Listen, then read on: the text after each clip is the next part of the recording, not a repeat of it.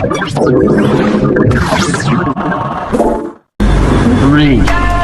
two, one. Hai guys. Hai guys, gimana kabar kalian semua? Beberapa dari kalian pasti sudah pada yang tahu dong tentang kasus pelanggaran HAM yang dialami oleh seorang WNI asal Cianjur. So, let us tell you guys about the story. Kasus ini mengisahkan seorang wanita menjadi korban penyerangan keras yang tragisnya si pelaku tersebut merupakan suami dari si korban itu sendiri. He is such a jerk. Ya kan? Sebelum membahas lebih lanjut, aku mau menceritakan atau memberitahukan terlebih dahulu latar belakang dari si korban dan si pelaku tersebut. Jadi, WNI ini atau si korban ini bernama Sarah Sesa dan pada saat itu berusia 21 tahun. Dan Sarah Sesa ini berasal dari Cianjur, Jawa Barat. Sedangkan suaminya yaitu seorang WNA bernama Abdul Latif berkebangsaan Arab Saudi dan pada saat itu berusia 29 tahun. Bagaimana Abdul Latif dan Sarah ini bisa kebetulan bertemu? Jadi usut punya usut kalau ternyata Abdul Latif ini adalah tetangga dari si ibunya Sarah. Pada saat ibunya Sarah masih bekerja sebagai TKW di Arab Saudi. Ibu Sarah ini bernama Erawati. Nah, pada saat masih bekerja di Arab, jadi si ibunya Sarah ini atau ibunya si korban, Erawati, dinikahi oleh seorang pria Arab yang berprofesi sebagai army atau tentara. Army tentara guys, bukan army yang sudah make sense. Kenapa si Abdul Latif dan Sarah ini bisa kebetulan bertemu? Karena memang ada satu faktor di mana mereka memang sangat bisa kemungkinan mereka bertemu itu ada. Nah, dari pernikahan ibunya si Sarah, si Erawati dengan pria Arab ini, lahirlah seorang Sarah Sesa. Namun setelah suaminya Erawati meninggal, Erawati atau ibu Sarah ini memutuskan untuk kembali ke Cianjur dan menetap di sana. Kecantikannya dimiliki oleh Sarah Sesa, apalagi dia merupakan blasteran saudara. Tentu saja partnya yang cantik dan pembawaannya yang sangat baik, piawai, itu akan memikat setiap hati kaum adam yang melihat ke arahnya. Tidak terkecuali untuk Abdul Latif tentunya. Nah, Abdul Latif ini ternyata telah tinggal di Cipanas selama 6 tahunan dan ia berbisnis kayu gaharu dengan pasar Timur Tengah. Kisahnya akan diceritakan oleh aku, yaitu Tasya. So check it out. Di sini aku pengen ceritain kalian mengenai gimana sih awal mula mereka ketemu, PDKT dan akhirnya memutuskan untuk menikah. Simak baik-baik ya ceritanya. Jadi pada awalnya Abdul Latif ini pergi ke kediaman Sarah bersama salah satu temannya untuk menemui ibunya Sarah. Bentar. Oh, kok menemui ibunya Sarah? Apakah Abdul Latif ini ingin meminang ibunya Sarah? Gak gitu ya. Jadi mereka pergi ke kediaman Sarah untuk menemui ibunya Sarah dengan tujuan membicarakan mengenai tenaga kerja Indonesia atau yang disingkat dengan TKI yang akan diberangkatkan ke Arab Saudi. Karena kan seperti yang kita ketahui nih dari Nadira tadi ya, bahwa si Abdul Latif ini memang berasal dari Arab Saudi. Nah, tak lama berselang ketika mereka bertiga lagi ngobrol, si Sarah Sesa ini tiba-tiba keluar dari kamarnya untuk menuju ke kamar mandi. Si Abdul Latif pun langsung melirik dong. Bak tersihir cinta pada pandangan pertama, si Abdul Latif ini langsung terpikat hatinya dan jatuh hati kepada Sarah. Dan langsung menanyakan kepada ibunya Sarah, siapa sih sosok perempuan yang cantik tadi? Dijawab dong sama ibunya Sarah, ya dia anak perempuan pertama saya, katanya gitu. Nah setelah kejadian tersebut, dia makin jatuh hati nih kepada Sarah Sesa dan akhirnya sering sekali mengunjungi kediaman Sarah untuk pemikat hatinya Sarah. Tapi kali ini dia datang sendiri teman-teman. Karena apa? Karena dia takut temannya nikung. Setelah dia mengunjungi kediaman Sarah dengan berbekalan gaya dia langsung mengajak si Sarah Sesa untuk menikah. Tentu Sarah Sesa menolak begitu saja pinangan si Abdul Latif ini. No wonder kenapa Sarah menolak pinangan tersebut, karena memang Sarah Sesa ini tidak pernah mempunyai perasaan apapun kepada Abdul Latif. Memang pertemuan mereka baru awal sekali dan mereka tidak mengenal satu sama lain. Dan ternyata si Abdul Latif ini sudah ditolak 4 kali oleh si Sarah Sesa. Namun jika kalian berpikir si Abdul Latif ini menyerah begitu saja, jawaban kalian salah teman-teman. Karena si Abdul Latif terus memperjuangkan cintanya Sarah Sesa dengan berbagai cara, seperti mengirimkan sembako, daging, dan berbagai macam makanan yang dikirimkannya kepada si Sarah Sesa. Akhirnya Sarah Sesa pun menerima pinangan Abdul Latif dan memutuskan untuk menikah. Bentar.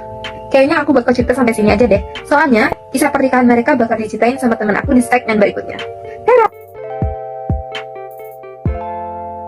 Pernikahan ini merupakan sebuah kejutan dari Sarah. Kenapa? Karena Abdul mengatakan kepada Sarah bahwa dia akan memberikan kejutan. Lalu datanglah Sarah ini ke rumah si Abdul dan si Sarah sangat tidak menyangka bahwa di sana sudah ada keluarga besar Abdul dan Abdul juga mendatangkan tokoh agama. Ternyata Abdul ingin mengajak Sarah untuk menikah. Lalu setelah pembicaraan yang panjang, Sarah pun mengiyakan untuk menikah dengan Abdul dengan mahar sebesar 150 juta. Seperti kasus-kasus yang terjadi yang berasal dari mulut para buaya buntu, si Abdul ini menjanjikan Sarah untuk memberikan Sarah sebuah villa yang berharga sebesar 1 miliar rupiah. Namun pada nyatanya cerita pernikahan Sarah dan Abdul ini tidak seindah novel-novel romantis kisah atau cerita dongeng princess. Karena Abdul ini setelah menikah dia jadi sangat posesif kepada si Sarah. Bahkan walaupun Sarah ingin ke warung pun tidak diperbolehkan oleh Abdul ini. Para warga sekitar pun ikut geram dengan Abdul ini. Kenapa? Karena Abdul ini tidak bisa memarkirkan motor ataupun mobil dengan benar. Masih banyak lagi perilaku buruk yang dilakukan oleh Abdul ini setelah menikah dengan Sarah.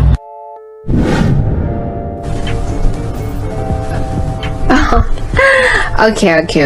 Jadi kita akan bahas tentang puncak konflik kasus ini. Penasaran? Oke.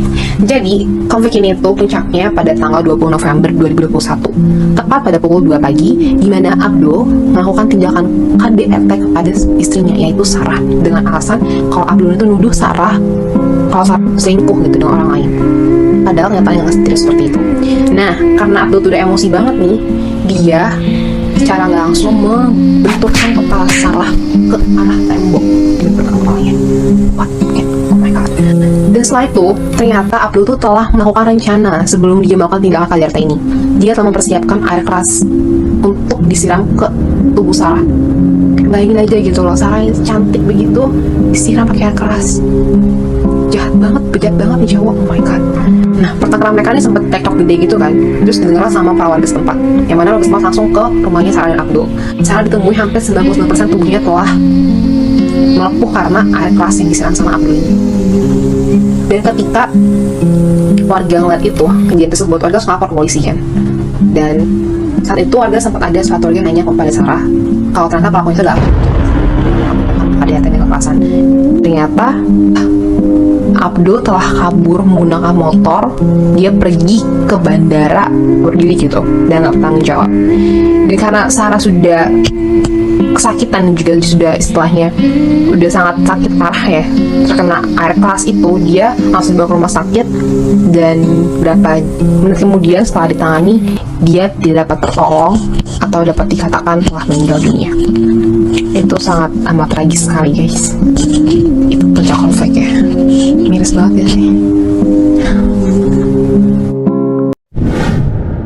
Nah guys, kalian kalau udah tahu kan gimana kronologi detail dalam rangkaian konflik yang terjadi antara Abdul Latif dan Sarah. Kasus satu ini menyebabkan tahun 2021 di Cianjur guys. Tapi kalau kalian sadar dengan kronologi yang disampaikan oleh Zefani barusan, ada yang menjanggal. Dimana saat mereka cekcok ini ya, Abdul Latif dapat tuh air keras buat menyiram si Sarah sampai mengalami luka melepuh 99% dan buat dia kehilangan nyawanya di rumah sakit guys. Jadi memang si Abdul Latif ini memang melarikan diri dan berhasil ditangkap tuh oleh kepolisian di sana, yang diurus di pengadilan negeri. Jadi hakim bertanya waktu itu alasan kenapa Abdul Latif bisa punya atau nyimpen air keras di rumahnya. Kata Abdul Latif sendiri, dia berstatement kalau dia nyimpen air keras itu buat keperluan dia kayak bersihin perangkap di lantai atau untuk bersih di rumahnya. Dan hal itu masih belum masuk akal bagi hakim yang terkait waktu itu. Dan thank you Pak Hakim karena saya. Jadi sama Pak Hakimnya itu sendiri ditolak mentah-mentah dan akhirnya dilapisi ini guys sama pasal yang berlapis, yaitu pasal 340 KUHP yang berisi nih guys ya, barang siapa yang sengaja dan dengan rencana terlebih dahulu merampas nyawa orang lain diancam karena pembunuhan dengan rencana dengan pidana mati atau pidana penjara seumur hidup atau selama waktu tertentu paling lama 20 tahun. Dan untuk pasal yang satunya lagi, pasal 338 serta pasal 351 KUHP yang berisi barang siapa dengan sengaja merampas nyawa orang lain diancam karena pembunuhan dengan pidana penjara paling lama 15 tahun guys. Jadi ya akhirnya Abdul Latif berpenjara saat ini di kepolisian dengan tuntutan penjara seumur hidup guys.